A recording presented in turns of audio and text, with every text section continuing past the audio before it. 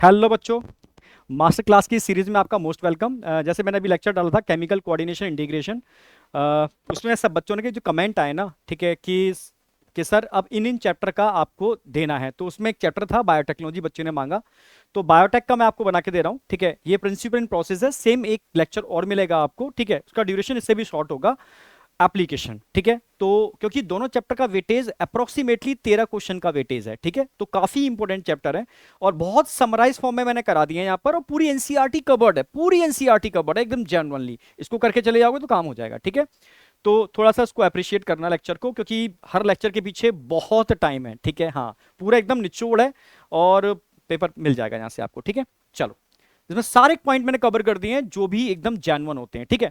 तो एनसीईआरटी में सबसे पहले बात आती है जीन क्लोनिंग की, ठीक है। अगर मैं जीन क्लोनिंग की बात करता हूं तो जीन क्लोनिंग है क्या, ठीक है। जीन क्लोनिंग का मतलब है आपको एक जीन आइसोलेट करना होगा, पहले डीएनए आइसोलेट करना होगा, उसमें से उस जीन को आइडेंटिफाई करना होगा जिसकी आप क्लोनिंग चाहते हो, पहला। दूसरा, उस जीन की क्लोनिंग किसी होस्ट के अंदर करनी होगी, तो होस्ट के अंदर जीन को ले जाने के लिए आपको एक वेक्टर चाहिए।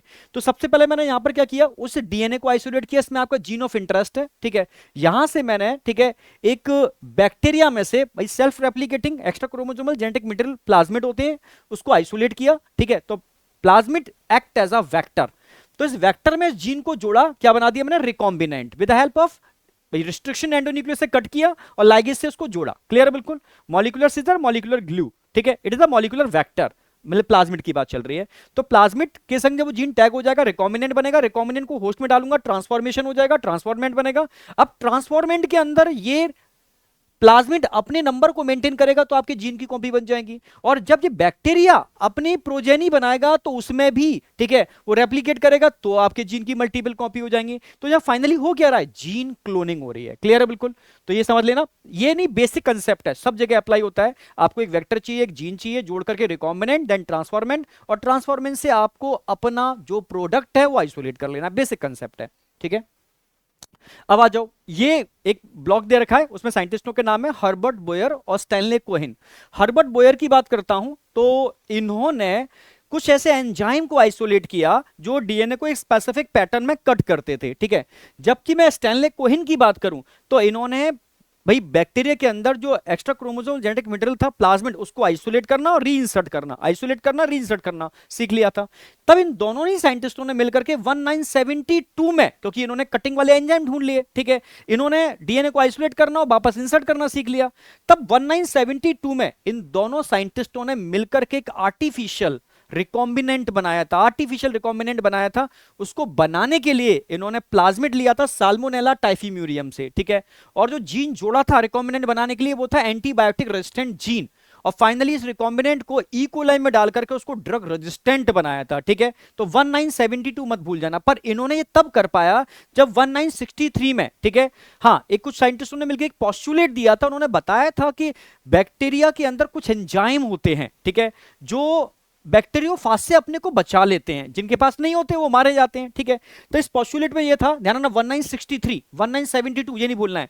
1963 में इन्होंने बताया कि बैक्टीरिया के अंदर दो टाइप के एंजाइम होते हैं, ठीक है, जैसे एंडोन्यूक्लियेज और मिथाइलेज। भाई, मिथाइलेज अपने डीएनए का, जो अपना खुद का डीएनए मिथाइलेशन कर लेता है, और एंडोन्यूक्लियेज जो नॉन मिथाइलेटेड डीएनए होता है, अपना तो नॉन मिथाइलेटेड है नहीं, यानी बाहर से बैक्टीरियोफाज का डीएनए आएगा या आरएनए आएगा, उसके टुकड़े टुकड़े कर देता है। इसकी वजह से बैक्टीरियोफाज इन बैक्टीरिया में ग्रो नहीं कर पाता, एक सेल्फ डिफेंस मैकेनिज्म था। इस पोस्टुलेट से इन साइंटिस्टों को आइडिया मिला, तब जाकर के इन्होंने इन दोनों एंजाइम को आइसोलेट किया, और तब जाकर के पहला रिकॉम्बिनेंट बना था साल्मोनेला टाइफीम्यूरियम से प्लाज्मिड को आइसोलेट किया और एंटीबायोटिक रेजिस्टेंट जीन जोड़ा इसके अंदर, क्लियर बिल्कुल। तो ये दोनों चीजें आपको याद रखनी है।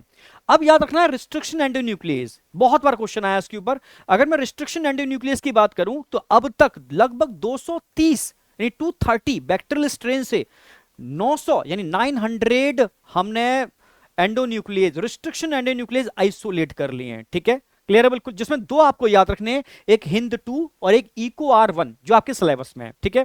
अगर मैं हिंद 2 की बात करता हूं तो हिंद 2 जहां कट करता है वो स्पेसिफिक सीक्वेंस है, इसको पैलिंड्रोमिक सीक्वेंस बोलते हैं, ठीक है, याद रखना है। हिंद 2 वो एंजाइम है जो सबसे पहले आइसोलेट हुआ था, पर टाइप 2 एंजाइम है जो सबसे पहले आइसोलेट हुआ था। टाइप 1 भी हुआ था, पर टाइप 2 जो रिकॉम्बिनेंट डीएनए टेक्नोलॉजी में यूज होता है वो सबसे पहले आइसोलेट हुआ था, हिंद 2। ठीक है, तो हिंद 2 सबसे पहले आया। ठीक है, तो मैं एक ट्रिक बताता हूं, हमेशा एक सीक्वेंस है ना GTTAAC, इसमें भी क्या है GAATTC, बड़ा मैच करता हुआ है। तो G यहां पर भी है, G यहां पर भी है, C लास्ट में है, C यहां पर है। तो बस अब क्या है, TT का अंतर है।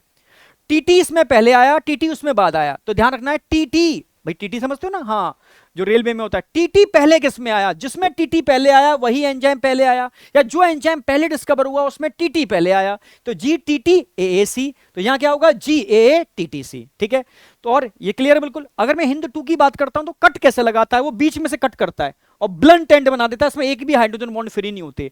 जबकि इको R1 की बात करूं तो स्टिकी एंड बनाता है, कट हमेशा एडेनिन और ग्वानिन के बीच में लगाएगा दोनों स्टैंड में, तो स्टिकी एंड बन जाएगा। नहीं, कुछ हाइड्रोजन बॉन्ड यहां फ्री होंगे, कुछ हाइड्रोजन यहां फ्री होंगे, यानी स्टिकी एंड बनते हैं। तो 2 ही एंजाइम आपको याद रखने हैं, आपका क्वेश्चन सॉल्व हो जाएगा। अब आता है क्लासिफिकेशन। भाई हिंद 2 का मतलब क्या है, इको R1 का मतलब क्या है। ठीक है, हमेशा किसी भी एंजाइम का जो पहला कैपिटल लेटर होता है वो जिस बैक्टीरिया से आइसोलेट हुआ है उसकी जीनस है, उसकी जीनस है। और अगले क्या होते हैं, स्पीसीज, फिर क्या होता है स्ट्रेन, फिर क्या होता है ऑर्डर ऑफ आइसोलेशन, यानी किस नंबर का आइसोलेशन है, ऑर्डर ऑफ आइसोलेशन। तो इको R1, ठीक है, ऐसे समझ में आया। हिंद 2 की बात करता हूं, H फॉर क्या हो गया, H फॉर हीमोफ्लस, IN मतलब इन्फ्लुएंजा, D फॉर स्ट्रेन हो गया, और 2 ऑर्डर ऑफ आइसोलेशन, यानी हीमोफ्लस इन्फ्लुएंजा से आइसोलेटेड एंजाइम है। क्लियर है बिल्कुल।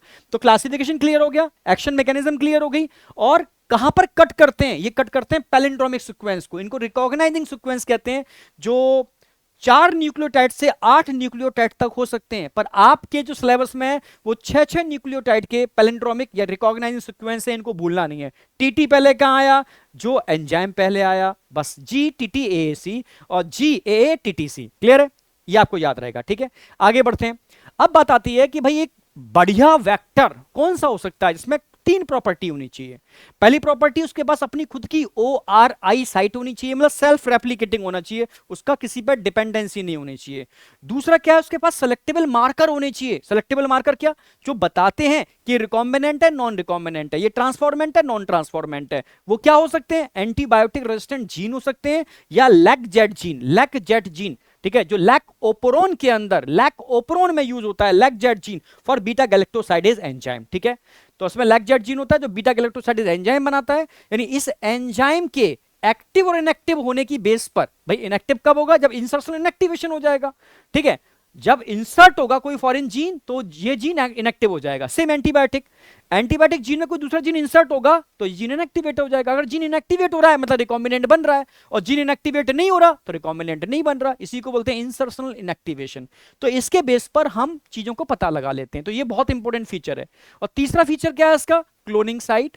ठीक है, रिस्ट्रिक्शन साइड हमेशा सेलेक्टेबल मार्कर के अंदर होनी चाहिए, तभी काम की है। जैसे एक एग्जांपल भी दे रखा है एनसीईआरटी में, ये आपके मतलब का एग्जांपल है। ठीक है, तो present with in the selectable marker, cloning site कहां होनी चाहिए, सेलेक्टेबल मार्कर के अंदर होना चाहिए। जैसे PBr 322 एक प्लाज्मिड है, P फॉर प्लाज्मिड, BR का मतलब हो गया बॉलिबर और रेड्रिक्यूज। ठीक है, और 322 मतलब नंबर, किस नंबर का है, 322 नंबर का है। ठीक है, इस प्लाज्मिड की खास बात क्या है, इसमें सेलेक्टेबल मार्कर कितने हैं, 2 एंटीबायोटिक रेजिस्टेंट जीन, एक एम्पेसिलिन है और एक टेट्रासाइक्लिन है। एम्पेसिलिन के अंदर कौन कौन से क्लोनिंग साइट हैं, PVU फर्स्ट और पेस्ट फर्स्ट, PVU फर्स्ट और पेस्ट फर्स्ट। और टेट्रासाइक्लिन के अंदर कौन कौन से क्लोनिंग साइट रिस्ट्रिक्शन साइट है, बाम H1 और साल्बन, बाम H1 और साल्बन, ये आपको याद रखना है। ठीक है, इसके अलावा 4 क्लोनिंग साइट बाहर होते हैं जो किसी काम के नहीं है, क्योंकि काम के वही होंगे जो सेलेक्टेबल मार्कर के अंदर होंगे। तो जितने क्वेश्चंस बन सकते हैं मैंने यहां लिख दिए हैं। सेलेक्टेबल मार्कर 2 हैं, एंटीबायोटिक रेजिस्टेंट जीन कौन कौन से, एम्पेसिलिन, टेट्रासाइक्लिन। एम्पेसिलिन के अंदर कौन कौन से क्लोनिंग साइट हैं, आप बोलोगे PVU फर्स्ट, पेस्ट फर्स्ट, और टेट्रासाइक्लिन में बाम H1 और साल्बन, ये क्या है, रिस्ट्रिक्शन साइट है, क्लोनिंग साइट। टोटल कितने होते हैं, 8, काम के कितने हैं, 4 जो सेलेक्टेबल मार्कर के अंदर है। एक रोप जीन होता है जो उन प्रोटीन को बनाता है जो प्लाज्मिड की रेप्लिकेशन के लिए जरूरी है। ठीक है, उसके अंदर भी एक साइट होती है PVU। ठीक है, सेकंड, ये मत भूलना, सारे क्वेश्चंस मिल जाएंगे आपको इतने से। ठीक है, अब आगे बढ़ते हैं। 2 एक्सपेरिमेंट मैंने कराए थे, यानी कैसे पता करते हैं, यानी सेलेक्टेबल मार्कर काम कैसे करते हैं। ठीक है, इस पर डायरेक्ट क्वेश्चन आता है, और लास्ट ईयर भी 2 क्वेश्चन मात्र इसी कंसेप्ट के ऊपर आए थे। ठीक है, selectable marker antibiotic resistant gene लेते हैं, एक बीकर के अंदर मैंने PBr 322 ले लिया। अब क्लोनिंग, भाई क्लोनिंग करनी है तो क्या क्या चाहिए मुझे, एक जीन चाहिए, एक काटने वाला एंजाइम, एक जोड़ने वाला एंजाइम, लाइगेज और रिस्ट्रिक्शन एंडोन्यूक्लियस। ठीक है, तो अब मैंने इन तीनों को जब इसमें डाला तो नो डाउट रिस्ट्रिक्शन एंडोन्यूक्लियस ने कट किया होगा टेट्रासाइक्लिन पर, क्योंकि हमने रिस्ट्रिक्शन जो एंडोन्यूक्लियस लिया है बाम H1 लिया है जो टेट्रासाइक्लिन को कट करेगा।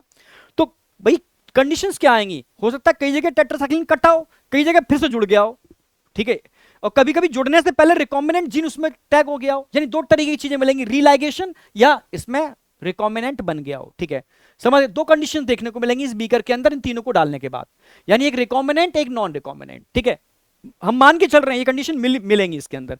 जब मैंने इसका ट्रांसफॉर्मेशन कराया, यानी नॉर्मल बैक्टीरिया के अंदर डाला, तो तीन कंडीशन मिलेंगी। हो सकता है बैक्टीरिया में कोई भी ना जाए, हो सकता है बैक्टीरिया के अंदर नॉन रिकॉम्बिनेंट चला जाए, हो सकता है बैक्टीरिया में रिकॉम्बिनेंट चला जाए, तीन तरह की कंडीशन मिलेंगी। इन तीनों को मैंने प्लेट पे ग्रो कराया, तो एक नॉर्मल प्लेट थी, इसमें कोई एंटीबायोटिक नहीं थी, तीनों कॉलोनी ग्रो कर गई। जब मैंने इसको एम्पेसिलिन और टेट्रासाइक्लिन में सेपरेट ग्रो कराया, तो कंडीशंस क्या मिली, ठीक है। एक बैक्टीरिया ऐसा था जो ना यहां ग्रो किया ना यहां ग्रो किया, कहीं ग्रो नहीं किया, मींस उसके अंदर कोई भी ड्रग रेजिस्टेंट जीन एंटर ही नहीं किया, इसलिए वो एम्पेसिलिन में ही मारा गया, टेट्रासाइक्लिन में, मतलब क्या था वो, नॉन ट्रांसफॉर्मेंट। तो जिसकी ग्रोथ कहीं पर भी नहीं आई, नॉन ट्रांसफॉर्मेंट। एक बैक्टीरिया ऐसा था वो एम्पेसिलिन में भी ग्रो कर रहा था और टेट्रासाइक्लिन में भी ग्रो कर रहा था, मतलब उसका एम्पेसिलिन जीन भी सही था, टेट्रासाइक्लिन जीन भी सही था, दोनों जीन सही है, मतलब इंसर्शनल इनएक्टिवेशन नहीं हुआ, मतलब रिकॉम्बिनेंट नहीं बना, पर ट्रांसफॉर्मेशन हुआ है। तो क्या बोलेंगे इसको, non recombinant transformant, non recombinant transformant. Clear है बिल्कुल, कॉलोनी नॉन रिकॉम्बिनेंट ट्रांसफॉर्मेंट दोनों जगह आ रही है, पर एक कॉलोनी ऐसी थी जो एम्पेसिलिन में आ रही है पर टेट्रासाइक्लिन में नहीं आ रही, मतलब वहां पर इंसर्शनल इनएक्टिवेशन हो गया, मतलब रिकॉम्बिनेंट बन गया। तो ये आपकी रिकॉम्बिनेंट वाली कॉलोनी होगी जो एम्पेसिलिन में होगी पर टेट्रासाइक्लिन में नहीं होगी। तीन क्वेश्चन ऐसे ही मैंने एक क्वेश्चन यहां पर बनाया, यहां पर एक एक्सपेरिमेंट लगाया था, लास्ट ईयर आया हुआ है, एनसीईआरटी में नहीं है, लैक्जेट जीन का PUC8 ले लिया है।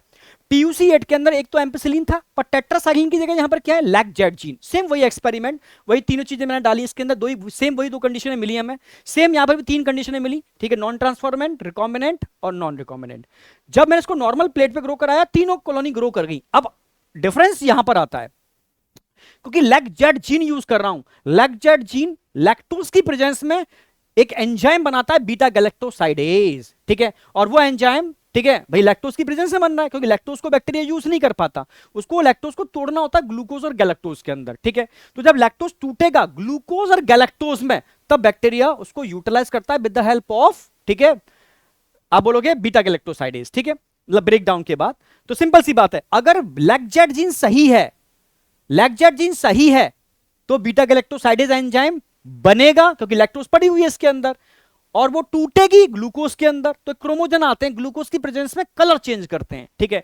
अगर इसमें कॉलोनी का कलर चेंज हो रहा है, कलर चेंज हो रहा है, कॉलोनी ग्रो कर रही है और कलर चेंज हो रहा है, मतलब लैक्जेट जीन सही है। कलर चेंज नहीं हो रहा, लैक्जेट जीन खराब हो चुका है, इंसर्शन इनएक्टिवेशन हो चुका है, मतलब व्हाइट कॉलोनी है। बस अगर कॉलोनी ग्रो नहीं कर रही, मतलब नॉन ट्रांसफॉर्मेंट, क्योंकि यहां पे एंटीबायोटिक पड़ी हुई है, एम्पेसिलिन, लैक्टोज पड़ी हुई है, क्रोमोजन पड़े हुए हैं, कॉलोनी की ग्रोथ नहीं आ रही, नॉन ट्रांसफॉर्मेंट। व्हाइट कॉलोनी आ रही है, मतलब इंसर्शनल इनएक्टिवेशन हो गया, मतलब लैक्जेट जीन काम नहीं कर रहा, मतलब लैक्टोज भी पड़ा हुआ है, क्रोमोजन भी पड़े हुए हैं, पर कलर नहीं आ रहा, मतलब लैक्जेट जीन का इंसर्शनल इनएक्टिवेशन हो गया, मतलब रिकॉम्बिनेंट बन गया, तो रिकॉम्बिनेंट ट्रांसफॉर्मेंट। ब्लू कॉलोनी आ रही है, मतलब लैक्टोज की प्रेजेंस में क्रोमोजन ब्लू कलर दे रहे हैं, मतलब लैक्जेट जीन काम कर रहा है, तभी बीटा गैलेक्टोसाइडेज एंजाइम बन रहा होगा जो लैक्टोज को तोड़ने का काम कर रहा होगा ग्लूकोज में, और ग्लूकोज की प्रेजेंस में ये कलर देंगे ब्लू कलर, मतलब ये नॉन रिकॉम्बिनेंट ट्रांसफॉर्मेंट है। तो एक blue colony non recombinant transformant colony growth नहीं आ रही,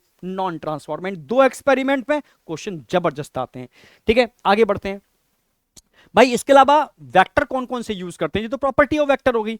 अब वेक्टर में मैंने बताया था जितने भी प्लांट हैं, सारे प्लांट के अंदर एक ही वेक्टर यूज करोगे, टीआई प्लाज्मिड। टीआई प्लाज्मिड जो एग्रोबैक्टीरियम ट्यूमिफेसियन से आइसोलेट किया था, डाइकोट प्लांट के अंदर ये क्राउन गाल कैंसर प्रोड्यूस करता था, ठीक है, तो हमने टीडीएनए निकाल दिया जो कैंसर प्रोड्यूस करता था, बाद बाकी को उसको यूज कर रहे हैं, ठीक है। तो ऑल प्लांट के लिए टीआई प्लाज्मिड यूज करते हैं, पर एनिमल के लिए हम रेट्रोवायरस यूज करते हैं। कौन सा वायरस, रेट्रोवायरस, ये दो ध्यान रखने हैं आपको, ठीक है।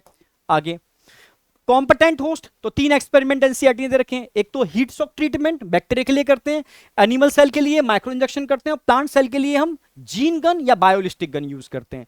भाई हीट शॉक ट्रीटमेंट में क्या करते हैं, भाई बैक्टीरिया लेते हैं बीकर के अंदर, उसको बहुत हॉट प्लेट पर रखते हैं, फिर कूल, फिर हॉट, फिर कूल, समझ रहे हो ना मेरी बात। तो ये अल्टरनेटिव करते हैं, इससे क्या होगा, उसमें कैल्शियम, और क्योंकि कैल्शियम पे पॉजिटिव चार्ज होता है, डीएनए पे नेगेटिव चार्ज चिपके हुए होते हैं। जैसे आप हीट शॉक ट्रीटमेंट देते हो, बैक्टीरियल वॉल, ठीक है, पोर साइज बढ़ जाता है, कैल्शियम के साथ साथ आपका डीएनए भी अंदर चला जाता है, ठीक है। Heat shock treatment, animal cell के लिए micro injection, directly injection inject कर देते हैं। प्लांट सेल के लिए गन यूज करते हैं, बायोलिस्टिक गन या जीन गन। उसमें टंगस्टन में गोल्ड के पार्टिकल डाल देते हैं, कैल्शियम की जगह बस क्या होगा, उसमें गोल्ड के पार्टिकल होंगे, बस ये ध्यान रखना। या टंगस्टन भी हो सकता है, इसमें पॉजिटिव चार्ज होता है, साथ में क्या डाल दिया, डीएनए डाल दिया, उसमें नेगेटिव चार्ज है। तो यही गोल्ड टंगस्टन, ठीक है, डीएनए के साथ मिक्स करके गन में लोड कर दिया जाता है, प्लांट सेल के ऊपर बम्बार्डमेंट करते हैं। तो टंगस्टन गोल्ड प्लांट सेल के अंदर जाता है, तो साथ में आपके डीएनए को भी लेके चला जाता है, ठीक है। ये हो गए आपके कॉम्पिटेंट होस्ट। अब आती है process of recombinant DNA technology. तो प्रोसेस के अंदर भी पहले आप डीएनए आइसोलेट करोगे, डीएनए में से अब डीएनए के टुकड़े टुकड़े करोगे, उसमें से उस टुकड़े को आइसोलेट करोगे जिसके अंदर आपका जीन ऑफ इंटरेस्ट है, जेल इलेक्ट्रोफोरेसिस लगा करके।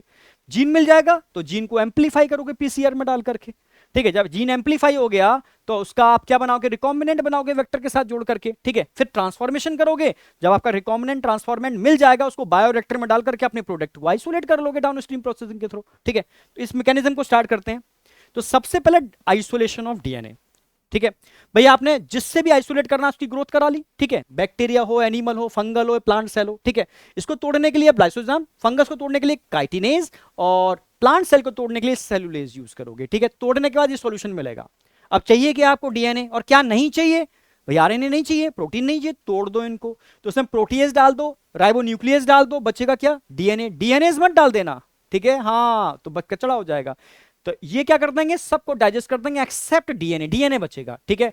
तो डीएनए बचेगा, तो डीएनए को सेंट्रीफ्यूगेशन से आप भाई प्रोटीन का एक बैंड अलग बन जाएगा, आरएनए का बैंड अलग बन जाएगा, और जो आपका अनडाइजेस्टेड डीएनए उसका एक बैंड अलग बन जाएगा, उसको आप आइसोलेट कर लोगे। चील्ड इथेनॉल डाल दोगे तो डीएनए का प्रेसिपिटेशन आ जाएगा, बिल्कुल प्रेसिपिटेशन आ जाएगा। उस प्रेसिपिटेशन को चील्ड इथेनॉल डालने पर, ध्यान रखना, चील्ड इथेनॉल डालने पर प्रेसिपिटेशन आता है। आप स्पूलिंग, स्पूलिंग का मतलब है जैसे दूध में से मलाई निकालते हैं, ऐसे ही आप इसको उठा करके रोटेट करके बाहर निकाल लोगे, डीएनए आ गया आपका। अब डीएनए के टुकड़े टुकड़े करोगे, कट विद रिस्ट्रिक्शन एंडोन्यूक्लियस। जब टुकड़े हो जाएंगे तो जेल इलेक्ट्रोफोरेसिस की हेल्प से आप इन टुकड़ों को सेपरेट करोगे, ठीक है। अब जेल इलेक्ट्रोफोरेसिस की बात करता हूं तो हम एक एगरोस जेल लेते हैं, क्या लेते हैं, एगरोस जेल, ठीक है, जो सी एल्गा जिलीडियम से आइसोलेट करते हैं। इसमें ऐसे बैल बना लेते हैं, एक बैल में मॉलिक्यूलर मार्कर डालते हैं जिनका मॉलिक्यूलर वेट आपको पता होता है, एक बैल में अनडाइजेस्टेड डीएनए डालते हैं जिसको आपने कट नहीं कराया, और एक बैल में आप डाइजेस्टेड डीएनए डालोगे जिसको आपने रिस्ट्रिक्शन एंडोन्यूक्लियस से कट कराया है। तीनों फिल कर दिया। जहां डीएनए भरा है वहां आप कैथोड लगाओगे, उसके अपोजिट एंड पर एनोड लगाओगे, क्योंकि डीएनए पे चार्ज कैसा होता है, नेगेटिव। कैथोड पे चार्ज कैसा होता है, नेगेटिव। नेगेटिव नेगेटिव धकेलेगा, रिपल्शन करेगा, पॉजिटिव अट्रैक्शन करेगा। तो बस negative negative repulsion, positive attraction. अब यहां पर क्या होगा, सेपरेशन ऑफ डीएनए। जो हल्का डीएनए होगा, भाई धक्का सबको बराबर का लग रहा है, ठीक है, जो भारी है वो थोड़ा सा गिर के वहीं रुक जाएगा, जो हल्का है वो आगे भाग जाएगा। यानी साइज के बेस पर लार्ज फ्रेगमेंट टूवर्ड्स कैथोड और small fragment towards anode, large towards cathode और स्मॉल टूवर्ड्स एनोड क्या कर जाएंगे, मूव कर जाएंगे। Separation on the basis of, separation of fragment on the basis of size of fragment, small fragment towards anode, large fragment towards cathode. इसमें कोई doubt है किसी को, नहीं होना चाहिए, ठीक है। जब आप सेपरेट कर लोगे तो डीएनए दिखता नहीं है आपको, आप डीएनए को देखना चाहते हो तो इसमें एक डाई डालोगे, इथिडियम ब्रोमाइड। कौन सी डाई डालोगे, इथिडियम ब्रोमाइड। और लाइट कौन सी इस पे अप्लाई करोगे, यूवी लाइट, अल्ट्रावायलेट लाइट। तब आपको ऑरेंज, ब्राइट ऑरेंज कलर के बैंड दिखना चालू हो जाएंगे, ब्राइट ऑरेंज कलर के बैंड दिखना चालू हो जाएंगे। इसको बोलते हैं, ठीक है, आपको भाई मॉलिक्यूलर मार्कर के सामने जो आपका आ रहा था, जो भी आपका आइडेंटिफाई होगा, इसमें आपका जीन ऑफ इंटरेस्ट होगा। इसको आप कट करोगे जेल के साथ, कट करके बाहर निकाल दोगे, इसको इल्यूजन बोलते हैं, ठीक है। आपके जीन ऑफ इंटरेस्ट को कट करके बाहर निकाल लेना, इल्यूट आउट कर लेना, इल्यूजन बोलते हैं। क्लियर, बिल्कुल, हाँ, इल्यूजन। यहां तक कोई डाउट नहीं होना चाहिए।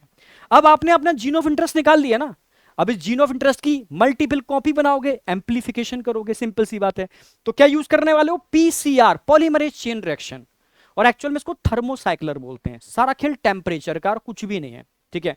जब आप भाई डीएनए का रेप्लिकेशन करते हो, 1 से 2, 2 से 4, 4 से 8 करते हो ना, तो रेप्लिकेशन के लिए क्या क्या चाहिए, एक तो डीएनए चाहिए, और क्या चाहिए आपको, एंजाइम चाहिए। कौन से एंजाइम चाहिए भाई, आपको पॉलीमरेज चाहिए, आपको प्राइमर चाहिए, आपको डीएनटीपी चाहिए। वही चीज यहां चाहिए आपको, बस यहां पर इंस्ट्रूमेंट के अंदर होगा तो ऐसा पॉलीमरेज चाहिए जो हाई टेम्परेचर पर भी सस्टेन रहे। तो हमने टैक पॉलीमरेज यूज किया, जो थर्मस एक्वाटिकस, ठीक है, जो हॉट स्प्रिंग्स में मिलता है, उस बैक्टीरिया से आइसोलेट किया है, ठीक है। तो प्राइमर चाहिए आपको, टैग पॉलीमरेज चाहिए, डीएनटीपीज मैग्नीशियम आयन चाहिए, और डीएनए सैंपल चाहिए। इन सबको आप एपेंडर ऑफ ट्यूब में डालोगे, एपेंडर ऑफ ट्यूब को पीसीआर में लगा दोगे। अब सारा खेल टेम्परेचर का है, कुछ और कुछ भी नहीं है। पहले टेम्परेचर कितना होगा 95 डिग्री सेल्सियस, उस पर क्या होगा डीनेचुरेशन, क्या होगा डीनेचुरेशन, यानी दोनों डीएनए सेगमेंट अलग अलग हो जाएंगे। फिर थोड़ी देर टेम्परेचर कितना होगा 50 टू 60 डिग्री सेंटीग्रेड, इस पर क्या होगा एनेलिंग, एनेलिंग का मतलब बाइंडिंग ऑफ प्राइमर, प्राइमर जुड़ जाएंगे, प्राइमर अटैच हो जाएंगे दोनों स्टैंड पर, ठीक है। प्राइमर समझते हो, सिंगल स्टैंडर्ड आरएनए के मॉलिक्यूल्स होते हैं वो बाइंड कर जाएंगे, ठीक है। फिर क्या होगा 72 डिग्री सेल्सियस, इस पर क्या होगा एक्सटेंशन, ठीक है। आरएनए डीएनए पॉलीमरेज जुड़ेगा, जुड़ेगा टैग पॉलीमरेज, और टैग पॉलीमरेज जुड़ करके एक्सटेंशन चालू कर देगा और 1 से 2 डीएनए बन जाएंगे। सेम 2 से 4, 4 से 8, 8 से 16, 16 से 32, 32, समझ रहे हो। ऐसी अगर 30 साइकिल आपने रन कर दी ना तो 1 बिलियन डीएनए बन जाएंगे। इस पर नीट में क्वेश्चन आया हुआ है, ये भी नीट में आया हुआ है 2025 में, 2025 में नीट में आया हुआ क्वेश्चन है, ठीक है। किस फॉर्मूले से रिप्रेजेंट करते हैं, 2 की पावर n से रिप्रेजेंट करते हैं इसको, ठीक है भाई। 2 से 4, 4 से 8, 8 से समझ 16, ये 2 की पावर n हो गया, ठीक है। तो ये हो गया पीसीआर, इससे बाहर कुछ भी नहीं आएगा। आगे बढ़ते हैं, लास्ट भाई लास्ट स्लाइड है बायोरिएक्टर। बायोरिएक्टर का मतलब है बड़े बड़े वॉल्यूम के, ठीक है, मतलब चैम्बर होते हैं जिनको हम मतलब बिल्कुल मेंटेन करके चलते हैं, ठीक है। इसमें पीएच मेंटेन होती है, टेम्परेचर मेंटेन होता है, सबस्ट्रेट, सॉल्ट, विटामिन, ऑक्सीजन सब कुछ मेंटेन करते हैं, क्योंकि इसमें आपको रिकॉम्बिनेंट को ग्रो कराना, मतलब उस ट्रांसफॉर्मेंट को ग्रो कराना है जो बायोटेक्नोलॉजी से आपने बनाया है, ठीक है, तभी तो प्रोडक्ट ज्यादा मिलेगा। तो 2 टाइप के होते हैं, सिंपल स्ट्राइट टैंक बायोरिएक्टर, एक होता है splurge, splurge straight tank bioreactor. Sir दोनों में डिफरेंस क्या होता है भाई। बायोरिएक्टर का मतलब है जिसमें आपने न्यूट्रिएंट भर दिया, यानी ब्रोथ भर दिया, जिसके अंदर बैक्टीरिया डाल दिया, जो रिकॉम्बिनेंट आपने बनाया है उसको ग्रो कराना चाहते हो, अच्छे से ग्रो कराना चाहते हो, तो बैक्टीरिया ग्रो करता है स्टार्टिंग में, उससे पीएच चेंज होती है तो पीएच मेंटेन कर रहे हो आप, टेम्परेचर बढ़ता है टेम्परेचर मेंटेन कर रहे हो आप, सबस्ट्रेट कंटिन्यू डालते जा रहे हो, ठीक है। सॉल्ट की जरूरत है सॉल्ट डाल रहे हो, बैक्टीरिया को ऑक्सीजन की जरूरत है तो ऑक्सीजन अप्लाई कर रहे हो, ठंडा रखने के लिए उसमें कंडेंसर लगा रखे हैं आपने, यानी उन बैक्टीरिया को सारी फेवरेबल कंडीशन प्रोवाइड करा रहे हो, ठीक है। तब जाकर के वो बढ़िया ग्रोथ करते हैं, ठीक है। पर किसी बैक्टीरिया को ज्यादा ऑक्सीजन चाहिए तो आप splurge straight tank bioreactor use करोगे, जिसमें वो मूव करते हैं इस तरीके से, सरफेस एरिया बढ़ता है और वहां से ऑक्सीजन की एंट्री होती है, क्योंकि बबल्स ऊपर से ही बनते हैं नीचे से भी जाते हैं, ये एरिएशन बहुत अच्छा करता है। जब बैक्टीरियल ग्रोथ आपकी अच्छे से आ जाएगी सिंपल स्ट्राइट टैंक बायोरिएक्टर और स्पर्ज स्ट्राइट टैंक बायोरिएक्टर की हेल्प से, तब अपने प्रोडक्ट को, ठीक है, सेपरेट करोगे, समझ रहे हो, हाँ, सेपरेशन और प्यूरिफाई करोगे, प्यूरिफिकेशन, इसको बोलते हैं down stream processing. Separation and purification क्या बोलते हैं इसको, डाउन स्ट्रीम प्रोसेसिंग, ठीक है। फाइनली ये चैप्टर यहां पर खत्म हो जाएगा, यानी आपको आपका, ठीक है, जो प्रोडक्ट था वो मिल गया, ठीक है। एक चीज बेटा ध्यान रखना, इसी तरीके के, ये तो थोड़ा मैंने लिया है, इसी तरीके के, ठीक है, मोस्ट रिपीटेड क्वेश्चंस, और समझ रहे हो, हाँ, और कंप्लीट थ्योरी एनसीईआरटी की अल्टीमेट वे के अंदर मैं एक बार लास्ट मैराथन ले रहा हूं, ठीक है। 3 बजे से चालू होगा, 10 बजे तक चलेगा, कब चलेगा 28 अप्रैल को, कंप्लीट जूलॉजी करा रहा हूं 1 शॉट के अंदर, ठीक है। पूरी एनसीईआरटी कवर करूंगा सेम इसी तरीके से जैसे मैंने ये कराया है, ठीक है। पूरी एनसीईआरटी कवर होगी आपकी, सारे चैप्टर कवर होंगे इसमें, complete NCERT, most repeated questions भी कराऊंगा मैं, जिनके आने की प्रोबेबिलिटी बहुत ज्यादा है, समझो ऐसे क्वेश्चन जो हर साल रिपीट होते हैं, ठीक है। तो सेशन लगा हुआ है, एक बार आप लाइक कर लेना, ठीक है। बाद बाकी के नए बच्चे हैं चैनल को सब्सक्राइब कर लें, ठीक है। और मिलते हैं बेटा अगले उसके अंदर, पर मुझे कमेंट में एक बार बता दो कि इसके अलावा आपको और क्या चाहिए, ठीक है। जो जो आप मुझे चैप्टर बताते जाओगे, जो भी दिक्कतें आती जा रही हैं शॉर्ट फॉर्म में, उसको मैं कवर कराता जाऊंगा इसी सेशन में। बाद बाकी का बच्चा हुआ डिटेल्ड में यहां पर पूरा पूरा 1 शॉट में जूलॉजी करा दूंगा, ठीक है। Thank you, all the best. Comment करके बता जरूर देना आपको और कौन कौन से सेशन चाहिए, और जो चाहिए तुम मुझे बताओ, मैं आपको बना के दूंगा, लास्ट टाइम तक छोड़ूंगा नहीं।